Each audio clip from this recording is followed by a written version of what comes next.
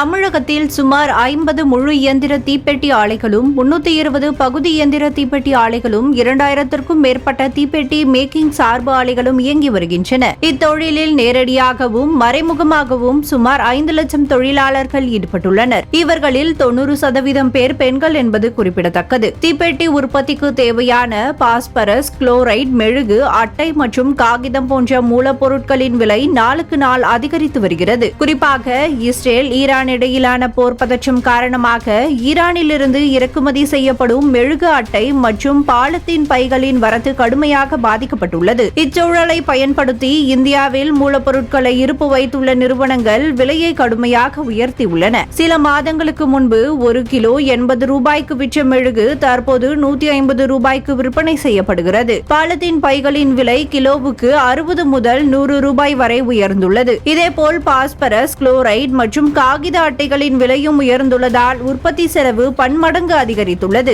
உற்பத்தி செலவை சமாளிக்க முடியாமல் உற்பத்தியாளர்கள் திணறி வருகின்றனர். இதன் காரணமாக வரும் ஏப்ரல் 12ஆம் தேதி முதல் 25ஆம் தேதி வரை தீப்பெட்டி ஆலைகளுக்கு விடுமுறை அளிக்க முடிவு செய்யப்பட்டுள்ளது. இந்த தற்காலிக ஆலை மூடலால் 5 லட்சம் தொழிலாளர்களின் வாழ்வாதாரம் கேள்விக்குறியாகும் சூழல் ஏற்பட்டுள்ளது. இதுகுறித்து நேஷனல் சிறு தீப்பெட்டி உற்பத்தியாளர் சங்க தலைவர் பரமசிவம் கூறுகையில், கோவில்பட்டி பரமசிவம், நேஷனல் சிறு தீப்பெட்டி உற்பத்தியாளர் சங்கம், கோவில்பட்டி.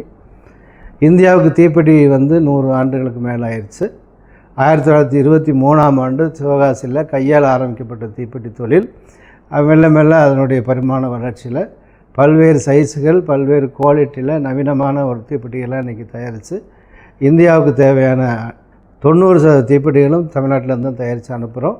இப்போ மூலப்பொருட்களுடைய விலையேற்றத்தினால உள்நாட்டு சந்தையிலையும் நாங்கள் தீப்பெட்டி விற்க முடியல, பன்னாட்டு சந்தைக்கும் அனுப்ப முடியாத சூழ்நிலை. எங்களுடைய சிரமமான சூழ்நிலையை மூலப்பொருள் விற்பனையாளரும் அரசும் கவனம் எடுக்கணுங்கிறதுக்காக கவன ஈர்ப்பு தீர்மானம் போட்டு வருகின்ற 12ஆம் தேதி முதல் 25ஆம் தேதி வரைக்கும் கதவடைப்பு போராட்டம் பண்ணுவதென்று தீர்மானிச்சிருக்கிறோம். இதனால் 5 லட்சம் தொழிலாளர் வேலை இருக்கக்கூடிய ஒரு கஷ்டமான சூழ்நிலை.